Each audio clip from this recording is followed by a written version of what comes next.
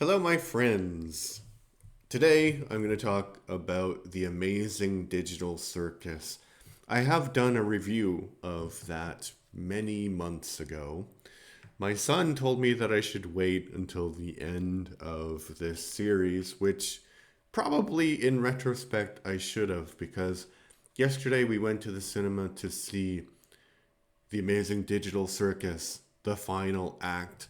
And it was really weird to see a YouTube show in the cinema because you can clearly see the quality of the animation and it really does hold up. That was one thing, but I'm not sure if this was a problem with the actual film or more a problem with the workers at the cinema, but excuse me, it was very loud, super, super loud, and quite unpleasant at times to listen to. So that kind of made the viewing experience a little bit less than ideal, but it was an interesting thing because if you watch the Amazing Digital Circus, you know how weird it is. And generally, the theme of the show is all about like trauma that people have and forgiving people who do you wrong and learning the value of forgiveness. And all of that is in the movie too.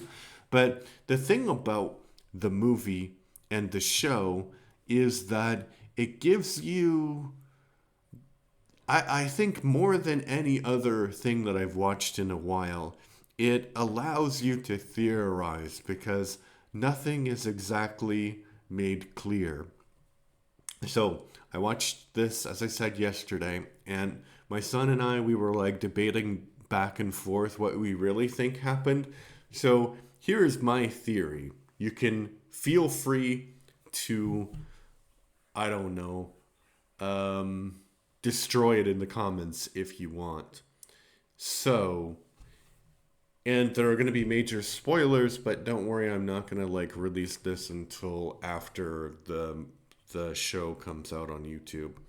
So anyway, uh we know and I think that the revelation in the last episode kind of made the whole story less terrifying for me because I thought that these characters, these five characters, were actually humans that were trapped in this sort of simulated reality, like a game show, and then they would escape at the end, but it turns out that they don't escape at the end because they're not really human. My son feels that they've had their brain scanned and their scan has been uploaded to the Amazing Digital Circus. And Kane is kind of like an AI who, I don't know, is very creative. So he's trying to like do different things to entertain them. And that reading does make sense, but I think there's some gaps in it, and I think like generally that's the reading that the creators of the show are kind of going for, but I think it doesn't make any sense actually because Pomni, one of the main characters, she says that she was exploring an abandoned building when she put on a headset and then she was transported into this amazing digital circus environment. But if the building is abandoned, there's no power going to the headset, right? And in this last episode, we see when Kane is like interacting with the outside world, he's using a public Wi Fi thing to do that. So there's some server that Kane is on, but it's not connected to the actual CNA building anymore. Maybe the CNA building doesn't exist. So here's what I think happened. In episode 8, there's this bit with this red dot and this blue dot. And the red dot kind of creates this prison at one moment and gets trapped there.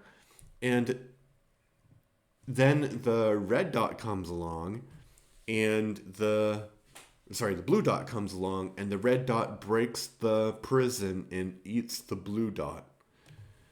I think what happened is that Kane is this very creative AI who was designed by the person that Kinger is based on.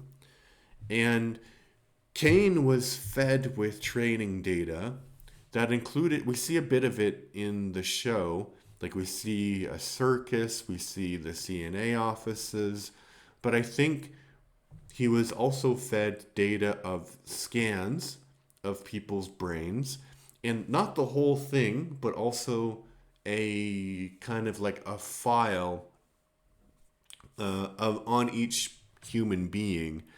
And these files were connected to some kind of project that generally the CNA company was involved with, that they were going to use AI for therapeutic purposes. So they uploaded this data as sort of a training thing. So Kane is this super creative AI, and he traps himself in the first world. And we don't know what the first world was like, but he creates the blue AI, the blue dot, so that he'll be motivated subconsciously to escape the prison, and then he eats the blue dot. Then he creates another world that he sort of gets trapped in. And he talks a little bit about the void and how you can't go into the void, but in the last episode, he's in the void and it doesn't seem to be any problem for him. So he creates the Amazing Digital Circus, and he feels like he's trapped in it. And I'm saying he because, I don't know what gender he is, but I'm just using the word he. So he feels that he's trapped. So to escape, what he does is he subconsciously manifests these characters who are based on humans, but they're not actually humans. And what he is doing is he's trying to antagonize them, so subconsciously, of course, so that they will reboot him, essentially. And rebooting him will remove him from this world that he's trapped himself in.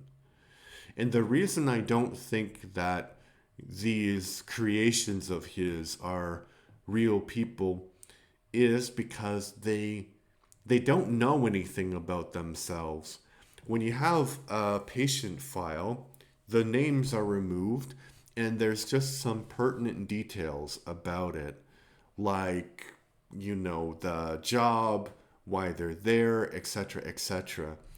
Obviously, there may be some holes in my theory. I think one of the major ones is that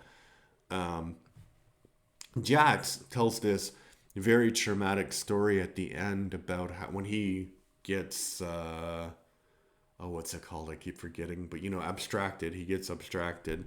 And he's inside the abstraction. And he tells this story about how, or Pomni overhears the story, about how he pushed his mom down, and he's not sure if the mom is alive or dead, but then he was like living on the streets. So it's not I don't think that anybody who's going to like a random clinic would know that information, would, just say that information, right? I don't think that they would volunteer that. So I think this is what happened. I think that these creations of Kane's are really sophisticated AIs as well. And they realize that they have some sort of trauma. And they created the backstory for themselves. So basically, the real Jax that we see when Kane is looking at the social media doesn't, like, the thing with the mom may not have happened. It may be like an AI hallucination, And it's possible that when the red dot, so Kane, is trapped in that little sequence, it's trapped because it has seen the training data And it's been so traumatized by the training data that it created this prison, right? Because the training data is all about like traumatic life experiences, people with problems, etc. So I don't know if anything that I said is true or not. It feels true to me. What do you think? You can leave your thoughts in the comment section. But I think, as I said, the great thing about the Amazing Digital Circus is that you can actually have all of these theories, and there's never going to be anyone that says you're right or wrong because it's all speculation, right? Unless somebody writes a novel and explains everything that happened in the Amazing Digital Circus. All right, so yeah, anyway, let me know your thoughts in the comments section. Let me know what you think. If you like what I do, please subscribe to the channel. Please leave a like. Please, all of that stuff. I'm trying to get to 20 subscribers by the end of June. Okay, thank you. Bye-bye.